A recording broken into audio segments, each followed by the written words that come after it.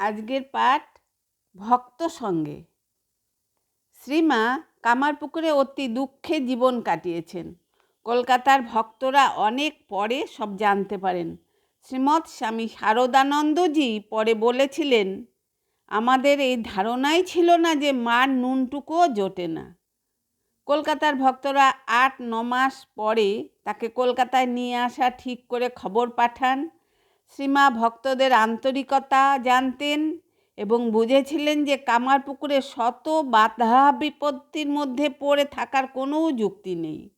তখন ঠাকুরের কথা বারবার মনে পড়ত। ঠাকুর তাকে বারবার মনে করিয়ে দিতেন যে লজ্জাই নারীর ভূষণ। নগরে ভক্তগৃহে সে লজ্জা অক্ষুণ্ণ থাকবে তো? দ্বিতীয় প্রশ্ন হলো, শ্রীরামকৃষ্ণ যতদিন দক্ষিণেশ্বরে ছিলেন ততদিন তিনি যাতায়াত করতেন, কিন্তু এখন তার অবর্তমানে গেলে নানা কথা উঠবে। তিনি নিজে বলেছেন, ঠাকুর চলে যাবার পর আমার যখন কলকাতায় আসার কথা হলো তখন আমি কামারপুকুরে। ওখানকার অনেকেই বলতে লাগলো, ও মা, সেই সব অল্প বয়সের ছেলে, তাদের মধ্যে গিয়ে কি থাকবে? আমি তো মনে জানি এখানেই থাকবো। কেউ কেউ আবার বলতে লাগলো, তা যাবে বই কি, তারা সব শিষ্য। আমি শুধু শুনি। পরে ধর্মদাস লাহার কন্যা প্রসন্নময়ী, তিনি বৃদ্ধা, বিধবা এবং ভারী ধার্মিক ও বুদ্ধিমতী। তার কথা সকলে মানে। তাকে গিয়ে জিজ্ঞেস করলুম, তুমি কি বলো? তিনি বললেন, সে কি গো, তুমি অবশ্যই যাবে। তারা শিষ্য, তোমার ছেলের মতো। এ কি একটা কথা, যাবে বই কি। তাই শুনে তখন অনেকে মত দিল, তাই এলুম। 1295 সালে শ্রীমা ভক্তদের কথায় কলকাতায় এসে বলরাম বাবুর বাড়িতে ওঠেন। শ্রীমা নিজের দেবীত্ব সম্বন্ধে সচেতন ছিলেন, অথচ বুঝতে পারেন যে দৈব নির্দেশে তাকে এই অবস্থার মধ্যে থেকে লোক কল্যাণ সাধন করতে হবে। অল্প দিনের মধ্যেই ভক্তরা বেলুড়ে নীলাম্বর বাবুর ভাড়া বাড়ি ঠিক করে শ্রীমাকে সেখানে নিয়ে যান। তিনি সেখানে প্রায় 6 মাস ছিলেন। এই সময় যোগিন মা ও গোলাপ মা তার সঙ্গে থাকতেন। ত্যাগী ভক্তেরা তার সেবা করতেন। একদিন সন্ধ্যার পর শ্রীমা যোগিন মা ও গোলাপ মার সঙ্গে বসে ছাদে ধ্যান করছিলেন। যোগিন মার ধ্যান ভাঙলে তিনি দেখেন যে শ্রীমা তখনও বসে আছেন, স্পন্দনহীন, সমাধিস্থ। নীলাম্বরবাবুর বাড়ির ভাড়ার মেয়াদ ফুরালে শ্রীমা কলকাতায় বলরাম বাবুর বাড়িতে আসেন এবং 2-1 দিন থেকে শ্রীক্ষেত্রে রওনা হন। শ্রী মায়ের নীলাচলের সঙ্গী হলেন স্বামী ব্রহ্মানন্দ, যোগানন্দ, শারদানন্দ, যোগিন মায়ের মা, গোলাপ মা ও লক্ষ্মী দেবী। তখনও রেললাইন তৈরি না হওয়ায় তারা কলকাতা থেকে বড় জাহাজে করে চাঁদবালিতে যান, তারপর ছোট লঞ্চে কটক পর্যন্ত এবং কটক থেকে গরুর গাড়ি করে জগন্নাথ ধামে যান। পৌঁছেই সকালে তারা জগন্নাথ দর্শনে যান, কেননা সেই দিনই দর্শন না হলে অকাল পড়ে যাবে।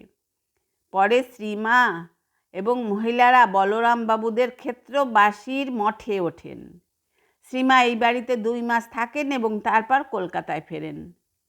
শ্রী শ্রী ঠাকুর শ্রীক্ষেত্রে যান নাই, সেজন্য শ্রীমা তার ছবি কাপড়ের আড়ালে নিয়ে গিয়ে জগন্নাথ দর্শন করিয়েছিলেন।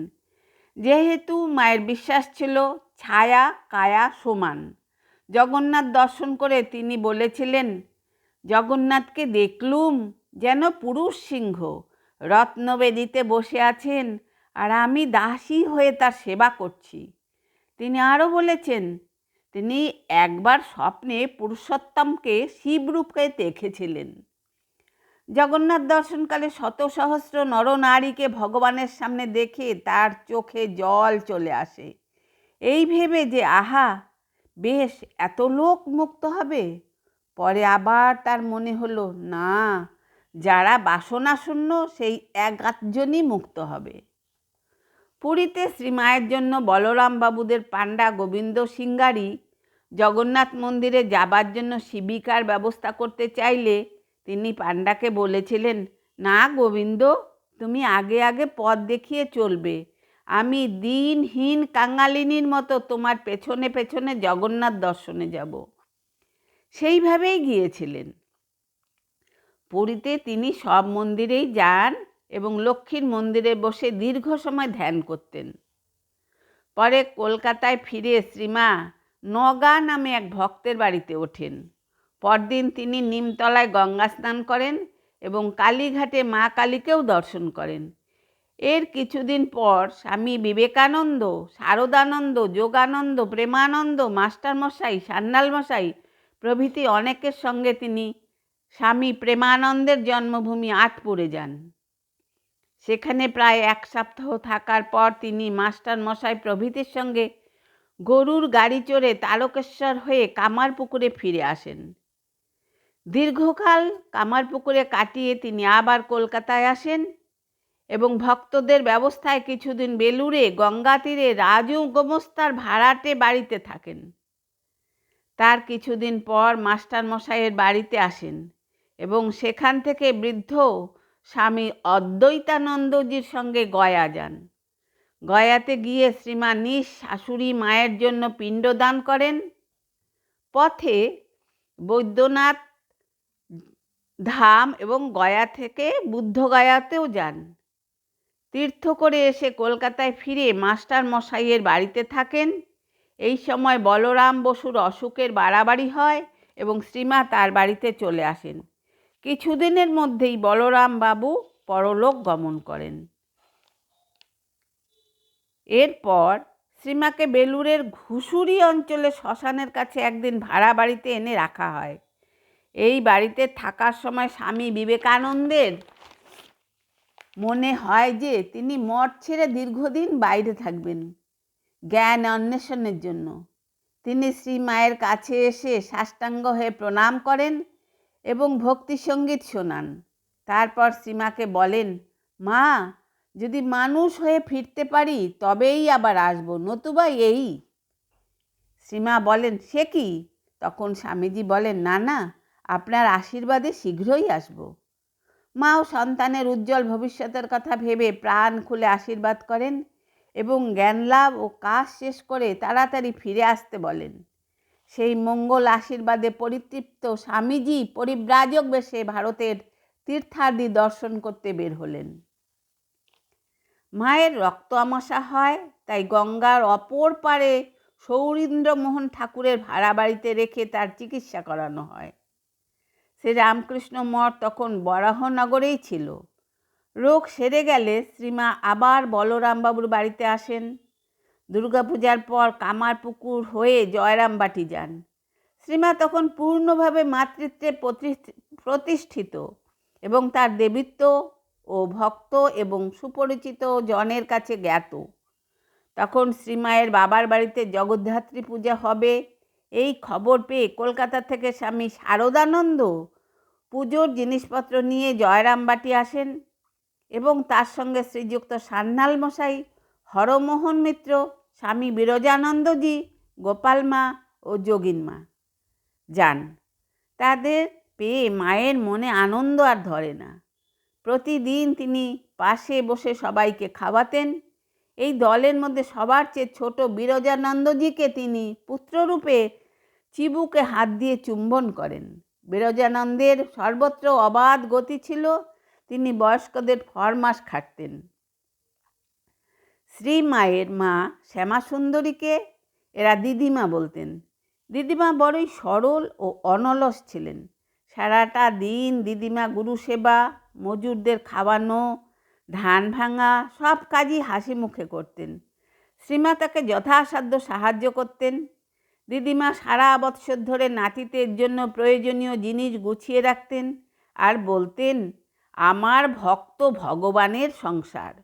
দিদিমা একদিন বলেছিলেন, হ্যাঁ গো, তখন সকলেই জামাইকে খ্যাপা বলতো, সারদার অদৃষ্টকে ধিক্কার দিত, আমায় কত কথা শোনাতো, মনের দুঃখে মনে যেতুম। আর আজ দেখো, কত বড় ঘরের ছেলেমেয়েরা দেবী জ্ঞানে সারদার পা পুজো করছে। শ্রীমায়ের বাবার বাড়ির পুজো, জগদ্ধাত্রী পুজো 3 দিন ধরে হতো। মা সব সময় ব্যস্ত থাকতেন। দূর থেকে আসা লোকজন 3 দিনই প্রসাদ পেতেন।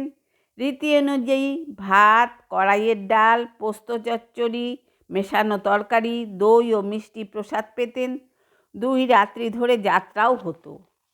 পুজোর 3 দিন পর শারদানন্দজি সহ কয়েকজন ম্যালেরিয়ায় আক্রান্ত হলেন। মায়ের তখন চিন্তার অবধি নেই। কেবলই বলেন, মা গো, কী হবে? ছেলেরা সকলেই পড়ে পড়ে ভুগছে। মায়ের দেওয়া অন্য পথ্যে তাদের শরীর একটু ভালো হওয়ার পর তারা কলকাতায় ফিরতে চাইলেন। মা কিন্তু বলতে লাগলেন, আর একটু সেরে ও বল পেয়ে যাবে। নির্দিষ্ট দিনে তারা গরুর গাড়িতে রওনা হলেন। বিদায়কালে মায়ের চোখে জল, গোলাপ মা, যোগিন মার চোখেও জল, কালীকৃষ্ণের চোখ দিয়েও জল গড়াতে থাকে। গাড়ি চলতে লাগলো। মঠে ফিরতে ফিরতে কালীকৃষ্ণ ভাবতে লাগলেন, মার কথা যা সামান্য শুনেছিলুম তাতে কে জানতো যে মা এরকম মা, এরকম করে মন প্রাণ কেড়ে নিয়ে আপনার হতে আপনার করে নেবেন। বাড়ির মাকে তো খুব ভালোবাসতুম, তিনিও কত ভালোবাসতেন, কিন্তু এ যে জন্ম জন্মান্তরের চিরকালের আপনার মা। এর কয়েকদিন বাদে মা কলকাতায় আসেন।